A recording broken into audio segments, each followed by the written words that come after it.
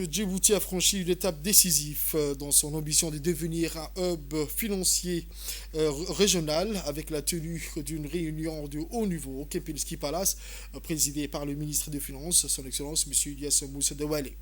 Cet événement s'inscrit dans le cadre de la stratégie du gouvernement visant à diversifier l'économie du pays et à renforcer son rôle sur la scène internationale conformément à la vision Djibouti 2035. La réunion a rassemblé des représentants des grandes institutions financières telles que la Banque africaine de développement et les cadres des institutions bancaires ainsi que des acteurs clés du secteur privé. L'objectif principal de cette rencontre était de définir les stratégies nécessaires pour mettre en place un centre financier régional à Djibouti en s'appuyant sur un écosystème financier solide et attractif, capable de soutenir la croissance et de diversifier les ressources des revenus. Au cœur des discussions figurait la nécessité de mobiliser des ressources financières pour moderniser les infrastructures existantes et promouvoir l'innovation dans les secteurs financiers. Le ministre a souligné l'importance de renforcer le marché monétaire tout en développant de nouveaux services financiers adaptés aux besoins des Djiboutiens et de la région.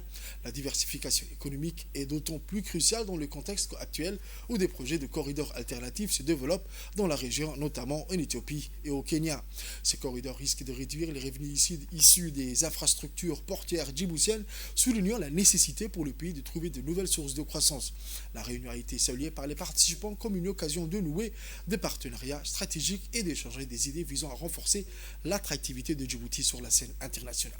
Première étude propose un nouveau modèle de croissance pour Djibouti, allant au-delà des activités portuaires traditionnelles. Afin de diversifier l'économie et d'assurer une croissance soutenue et inclusive. La seconde étude porte sur la faisabilité de la mise en place d'un centre financier régional, une initiative visant à positionner le pays comme un hub financier de premier plan dans la région. La Banque africaine de développement n'est pas seulement une institution qui finance des projets d'investissement qui impactent la vie des populations africaines. Notre rôle également, en tant que banque de savoir, est de créer des connaissances alignées sur la demande de nos pays membres, comme le Djibouti. Mesdames et messieurs, le lancement de ces études intervient à un moment où Djibouti procède à la revue de son programme national de développement, Djibouti ici, 2020 à 2024. Cet exercice de revue est essentiel parce qu'il permet de mesurer les avancées réalisées depuis 2020 dans la mise en œuvre de ces programmes, mais aussi d'analyser les défis persistants, notamment au niveau des